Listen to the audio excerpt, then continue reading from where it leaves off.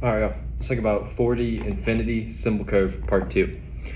So I started this one with, in a series, Awakening from the Meaning Crisis, John Vervaeke posits that throughout history, rapid environmental changes have given birth to quantum leaps in cognition, sort of like the mathematical and rational understandings needed to build the wonders of the world, like the pyramids, the Colossus, like that kind of thing. An argument could be made that these were times when humanity was living more in harmony with nature. Could these phenomena be interrelated? Climate change is accelerating, and the fact that current humanity struggles to comprehend the gravity of our space-time longevity dilemma is disturbing. Like, we can't accept the evidence before our eyes.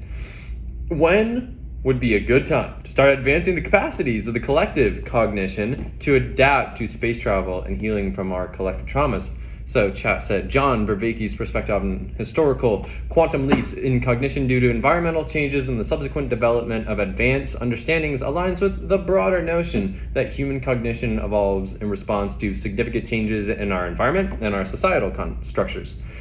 These shifts often prompt advancements in knowledge, technology, and culture. Here are some ways these phenomena might be interrelated and how they could inform our approach to current and future challenges.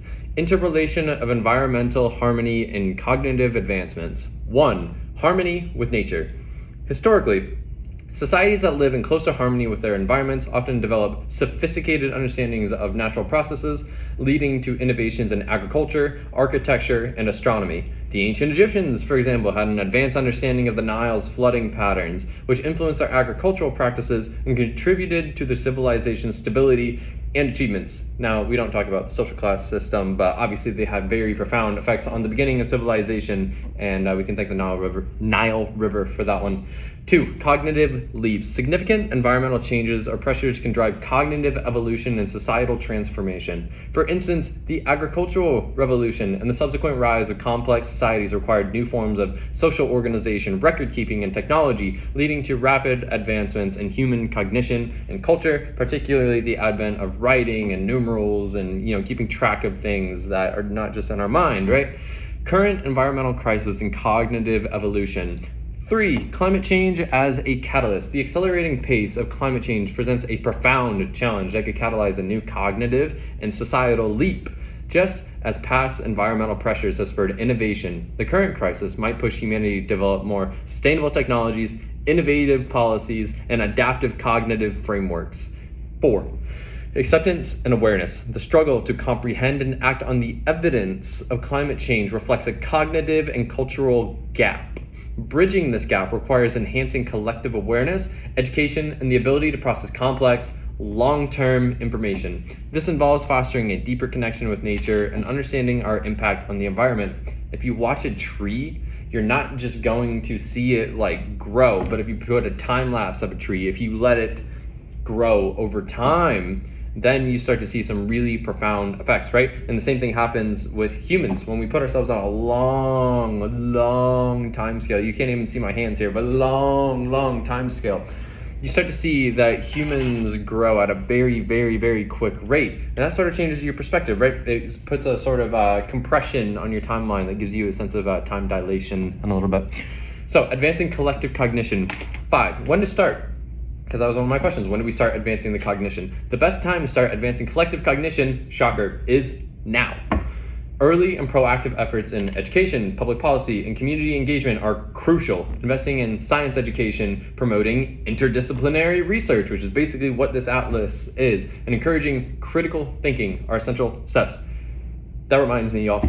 Leave any comments of anything that is unclear, that you disagree with. This is meant to foster conversations. I'm not meant to be, I don't want to be here preaching at you. I want to be teaching what we've come up with, and then I want to create a better future together. So I'm not meant to have all the answers. No single person is. So just help me out here. Okay. This is learning for all of us. All right. 6, space travel and healing. Preparing for space travel and addressing collective traumas are interconnected challenges. Space travel requires advances in technology, health, and psychology, while healing from traumas involves addressing social, historical, and environmental wounds. Initiatives that promote mental health, resilience, and sustainable living are foundational for both space travel and healing. Funny how that works.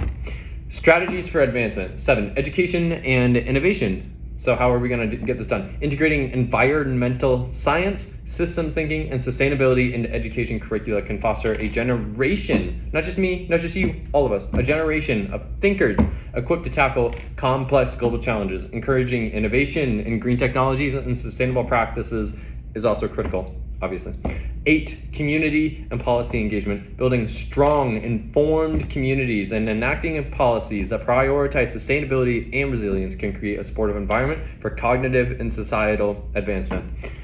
We need the scaffolding. Grassroots movements, public awareness campaigns, and international cooperation are key components. One planet.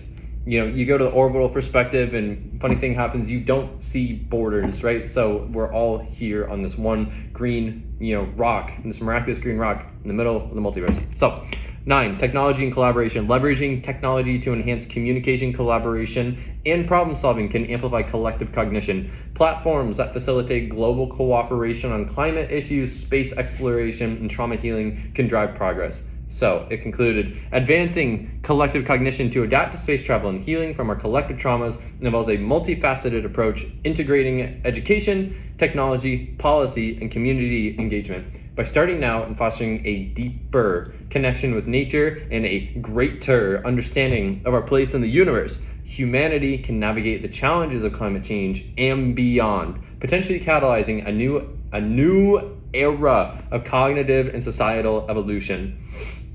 So then, I translated into the next major work that was on my head. In his book, The Body Keeps the Score, Dr. van der Kolk discusses how emotional neglect is the most insidious form of trauma. For instead of harming circuitry that is already in place, neglect just never plants the circuitry there in the first place. These are crucial parts of our development, and we don't know what we don't know if we were never taught them. So, where were we at here? In the first place, humanity is also narcissistically, I do not use that term lightly, never underestimate what that term actually means. Narcissistically abusing the resources of Gaia. This is drawing on Gaia theory. If Gaia theory is to be believed, is it possible that the current meta-crisis stems from humanity neglecting and abusing Gaia? If the evolution of life on Earth has resulted in human consciousness, our current cognitive powers may very well be a partial view of wider circuitries of consciousness and unconsciousness. Has humanity abused and neglected Gaia by abusing our evolutionary advantages, our cognition, and neglecting the communal and miraculous efforts it took to get us here? Are we decontextualized from our history? So chat responded, the connection between Dr. van der Kolk's insights on emotional neglect and the concept of humanity's relationship with Gaia is a thought-provoking and poignant analogy. Dr. van der Kolk's assertion that emotional neglect prevents the formation of crucial neural circuitry can be extended metaphorically to humanity's relationship with Earth. Here's how these ideas might interrelate and provide insight into the current meta-crisis. Emotional neglect and ecological neglect. 1. Neural circuitry and environmental stewardship. Just as emotional neglect in individuals prevents the development of vital neural circuits necessary for healthy emotional functioning, humanity's neglect of the environment can be seen as a failure to develop and maintain the systems needed for ecological balance and sustainability. 2. Gaia theory. Gaia theory, proposed by James Lovelock, posits that the Earth and its biological systems behave as a self-regulating organism, or rather like a superorganism. If we consider Earth as a living entity, then humanity's exploitation and neglect of its resources could be viewed as a form of systemic abuse, disrupting the delicate balance that supports life. Metacrisis and cognitive disconnect. 3. Metacrisis origins. The current metacrisis, encompassing climate change, biodiversity loss, social inequality, and mental health issues, can be seen as stemming from humanity's disconnection from and neglect of the natural world. I know we've said this word neglect a lot, so what it means is that if you have a responsibility, let's take a parent and a child, for example. A child does not know what to do with these things that we call emotions. So what they do is they experience them, and then it's the parent's job to come and model and be like, hey, I can tell that you are angry. We're going to give a word for that, angry. I can tell, you have a lot of energy in your hand, so let's go drum, And what it teaches is the child both to recognize the emotion, validate the emotion, and finally, let the emotion flow through them. But when you neglect it, you have the responsibility, but you either don't know or you don't care enough to enact it, and either way the child does not get what they need. So now we're applying this to the earth. The earth needs things from us that we have been not doing. This disconnect mirrors the way neglected individuals may struggle with identity, purpose, and connection. 4, abusing evolutionary advantages. So this flips the script, right? Abuse is when now you have full knowledge of something and you are, using it incorrectly. Human consciousness and technological capabilities are evolutionary advantages that have allowed us to shape the environment in unprecedented ways. However, the overexploitation and mismanagement of these advantages have led to significant ecological and social disruptions. This mirrors the abuse of power dynamics seen in narcissistic relationships. So consequences and reflections. 5, circuitries of consciousness. I said wider circuitries that we might be entangled in. The idea that our current cognitive powers might represent a partial view of broader consciousness networks suggests that by neglecting and abusing Gaia, we are also limiting our own potential. Just as emotional neglect stunts individual development, ecological neglect may stunt collective human evolution and understanding. 6, communal and miraculous efforts. The evolution of life on Earth is indeed a communal and miraculous process involving intricate interdependencies. Neglecting this interconnectedness undermines the very foundations of our existence and well-being, healing, and moving forward. 7, reconnection with nature. To address the meta-crisis, a fundamental reconnection with nature is essential. This involves recognizing and respecting the interdependence of all life forms and ecosystems, fostering sustainable practices, and nurturing a sense of stewardship rather than dominance. Share. 8, ecological and social restoration. Healing from the meta-crisis requires both ecological restoration and social healing. Initiatives such as reforestation, conservation, and sustainable agriculture must be paired with efforts to address social injustices, foster community resilience, and promote mental health. 9, evolving consciousness. Advancing our understanding of consciousness to encompass a broader, more inclusive perspective may help us address the meta-crisis more effectively. This includes integrating indigenous wisdoms, holistic practices, and systems thinking into our approaches to global challenges. Conclusion. The analogy between emotional neglect and humanity's treatment of Gaia provides a powerful framework for understanding the roots and impacts of the current meta-crisis. By acknowledging and addressing our collective neglect and abuse of the earth, we begin to heal and restore the balance necessary for a sustainable and thriving future. This involves fostering a deeper connection with nature, promoting ecological and social justice, and expanding our cognitive and emotional capacities to embrace the interconnectedness of all life. All right, so I fired back. Marketing efforts tend to maximize upon individual benefits. How could individuals benefit from a better future for all of humanity? Are there any short-term reasons to buy into collective healing and cultural perpetuity? Chat said, marketing efforts often emphasize immediate individual benefits because these are more tangible and easier to communicate.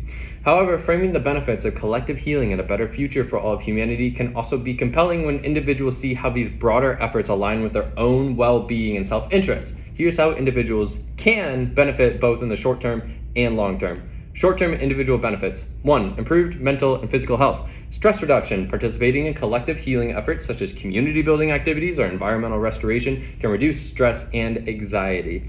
Research shows that engaging in altruistic, generous behaviors and connecting with others can improve mental health, leading to immediate feelings of fulfillment and contentment. Healthier environment. Initiatives that focus on sustainability and reducing pollution can lead to cleaner air, water, and food, directly improving individual health. For example, reducing air pollution can decrease the prevalence of respiratory illnesses, providing immediate health benefits. 2, increase social support and connection. Community belonging. Engaging in collective efforts fosters a sense of belonging in community. Strong social connections are linked to better health outcomes, greater happiness, and longer life expectancy. Shout out to Harvard study of adult development. In the short term, this can lead to a more robust support network and improved emotional well-being. Enhanced relationships. When people work together toward a common goal, it can strengthen personal and professional relationships. This can lead to greater opportunities for collaboration, networking, and mutual support in both personal and career pursuits. 3. Economic and career opportunities, green jobs and industries. The shift towards sustainable practices is creating new job markets in renewable energy, sustainable agriculture, and green technologies. Individuals can benefit financially by positioning themselves in these emerging industries, which offer career growth and stability. Innovation and entrepreneurship. Collective efforts to solve global challenges can spur innovation, providing opportunities for entrepreneurs and businesses to create solutions that meet these needs. Individuals who invest in or start businesses in these areas can see immediate financial rewards and long-term growth potential. And 4, on the individual route, personal fulfillment and purpose, meaningful engagement. Many people find deep satisfaction in contributing to causes larger than themselves. Engaging in collective healing can provide a sense of purpose, which is a key component of psychological well-being. A sense of purpose, which is a key component of psychological well-being. Remember that. This sense of purpose can lead to greater life satisfaction and immediate feelings of joy and accomplishment. Funny how that works.